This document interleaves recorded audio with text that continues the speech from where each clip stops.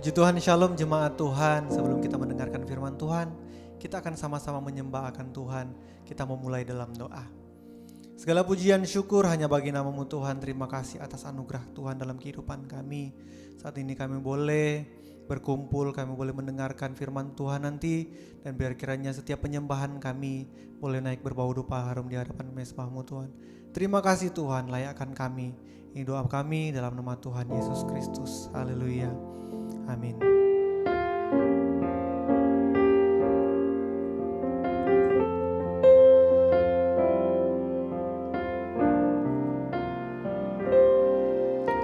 Dalam segala keadaan,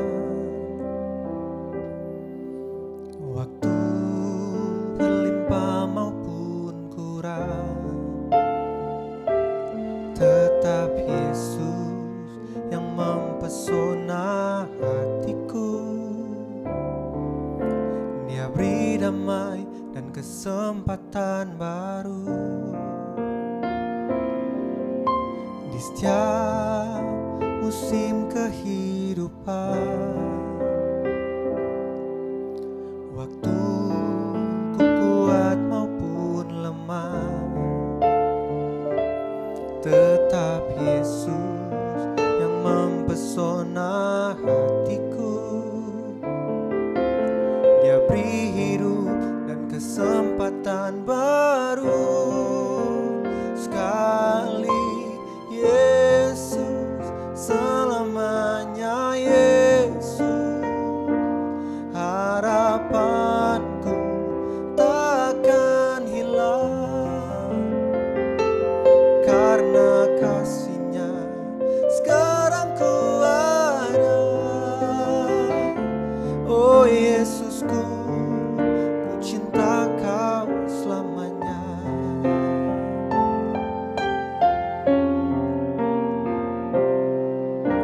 Di setiap musim kehidupan, waktu ku kuat maupun lemah, tetap Yesus yang mempesona hatiku. Dia beri hidup dan kesempatan baru. Sekali Yesus, selamanya Yesus. Harapanku takkan hilang karena kasih-Nya. Sekarang ku ada, oh Yesusku, ku cinta Kau selamanya. Sekali Yesus, selamanya Yesus. Harapanku takkan hilang karena kasih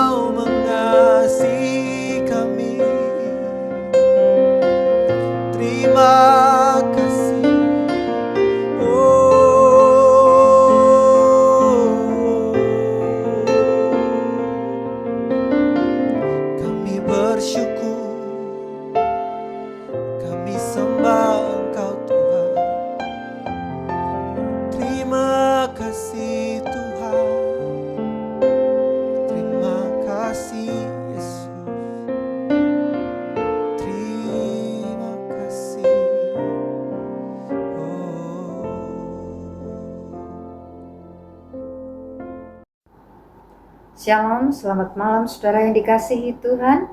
Sebelum kita mendengarkan firman Tuhan pada malam hari ini, mari kita berdoa terlebih dahulu. Terima kasih ya Tuhan Yesus atas segala penyertaan-Mu sepanjang hari ini.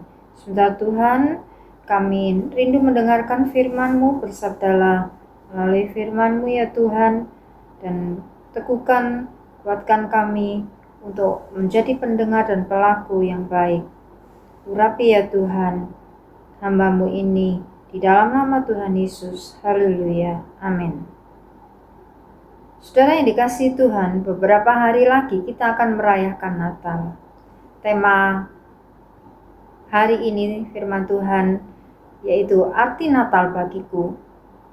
Di dalam Lukas pasal 1 ayat 26 sampai yang ke-38 dikatakan di situ, dalam bulan yang ke-6 Allah menyuruh malaikat Gabriel pergi ke sebuah kota di Galilea bernama Nazaret kepada seorang perawan yang bertunangan dengan seorang bernama Yusuf dari keluarga Daud. Nama perawan itu Maria. Ketika malaikat itu masuk ke rumah Maria, ia berkata, "Salam, hai engkau yang dikaruniai, Tuhan menyertai engkau." Maria terkejut mendengar perkataan itu, lalu bertanya di dalam hatinya, apakah arti salam itu? Kata malaikat itu kepadanya, "Jangan takut, hai Maria, sebab engkau beroleh kasih karunia di hadapan Allah. Sesungguhnya engkau akan mengandung dan akan melahirkan seorang anak laki-laki, dan hendaklah engkau menamai dia Yesus. Ia akan menjadi besar dan akan disebut Anak Allah yang Maha Tinggi. Dan Tuhan Allah akan mengaruniakan kepadanya tata Daud, bapa leluhurnya. Dan ia akan menjadi raja atas kaum keturunan Yakub sampai selama-lamanya, dan kerajaannya tidak akan berkesudahan." Kata Maria kepada malaikat itu, "Bagaimana hal itu mungkin terjadi karena aku belum bersuami?" Jawab malaikat itu kepadanya, "Roh Kudus akan turun atasmu, dan kuasa Allah yang Maha Tinggi akan menaungi engkau. Sebab itu anak yang akan kau lahirkan itu akan disebut kudus, anak Allah. Dan sesungguhnya Elisabet anakmu itu, ia pun sedang mengandung seorang anak laki-laki pada hari tuanya. Dan inilah bulan yang ke-6 bagi dia, yang disebut mandul itu. Sebab bagi Allah tidak ada yang mustahil." Kata Maria, "Sesungguhnya aku ini adalah hamba Tuhan, jadilah padaku menurut perkataanmu itu." Lalu malaikat itu meninggalkan dia. Saudara yang dikasihi Tuhan, Lukas pasal 1 ayat 26 sampai yang ke-38 memberitahukan kepada kita tentang inkarnasi. Di dalam Yohanes 1 ayat yang pertama, peristiwa di mana Allah, yaitu firman yang kekal, menjadi manusia seutuhnya di dalam diri Yesus Kristus melalui kelahiran dari perawan Maria. Di dalam Yohanes pasal yang pertama, ayat yang pertama dikatakan, "Pada mulanya adalah firman. Firman itu bersama-sama dengan Allah, dan firman itu adalah Allah. Firman itu telah menjadi manusia melalui diri Yesus Kristus." Beda malaikat dengan manusia adalah malaikat ketika jatuh di dalam dosa tidak ada penebusan atau keselamatan, tetapi manusia yang jatuh di dalam dosa namun mengalami satu pertobatan dan pemulihan di dalam Yesus Kristus, maka akan diselamatkan. Maria adalah putri keluarga bangsawan dari garis keturunan Daud, namun karena miskin dan rendah derajatnya, maka garis keturunan bangsawan dianggap tidak layak disebut-sebut lagi. Maria adalah perawan suci, bertunangan dengan Yusuf, juga dari keluarga Daud, sama di dalam status sosial. Allah memakai Maria untuk melahirkan Kristus, bukan melalui cara kelahiran biasa, namun melainkan melalui mukjizat. Malaikat menyapa Maria dengan penuh rasa hormat karena ia mendapatkan kasih karunia atau berkat Allah. Mesias harus dikandung dari benih seorang perempuan, bukan karena jasa pribadinya, melainkan semata-mata karena anugerah yang diberi dengan cuma-cuma, dan Marialah yang terpilih. Allah akan menyertai Maria walau dia miskin dan papa.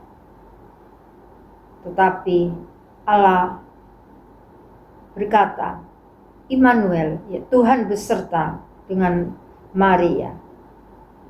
Akan perintah Allah, walaupun Maria terkejut atas apa yang dilihat dan didengarnya, dan merasa tidak layak menerima tugas itu, namun Maria mentaatinya. Maria menerimanya dengan rendah hati, bukan dengan kesombongan. Kasih karunia Allah ini direspon oleh Maria dengan berkata, "Jadilah padaku menurut perkataanmu itu." Tuhan menyertai engkau. Di dalam Lukas pasal 1 ayat yang ke-28 dikatakan, ketika malaikat itu masuk ke rumah Maria, ia berkata, "Salam hai engkau yang dikaruniai, Tuhan menyertai engkau." Demikian juga dengan kita. Kita tidak perlu berputus asa atau takut di dalam menyongsong menghadapi tahun 2026. Masa depan kita, entah itu keluarga, keuangan, kesehatan, selama kita memiliki Allah yang setia di dalam Yesus Kristus. Jangan takut bagi mereka yang beroleh kasih karunia Allah, meskipun dunia membenci kita.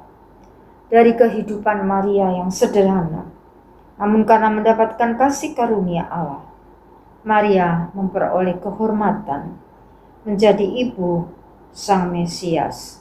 Lukas pasal 1 ayat 31 sampai 33. Amin firman Tuhan. Mari kita berdoa. Terima kasih ya Tuhan. Kami ingin Tuhan hidup kami menyenangkan hati Tuhan. Kami rindu kasih karunia-Mu Tuhan ada di dalam hidup kami. Ketika Tuhan bersama dengan kami, maka kami tidak perlu takut menghadapi apapun di tahun yang akan datang. Karena Tuhanlah yang menjadi pelindung kami, Immanuel, Tuhan yang selalu menyertai kami. Berkati umat-Mu ya Tuhan. Biarlah kami, umat-Mu, boleh semakin hari semakin sungguh-sungguh di dalam Tuhan. Terima kasih atas firman-Mu. Di dalam nama Tuhan Yesus Kristus kami berdoa. Amin. Tuhan memberkati.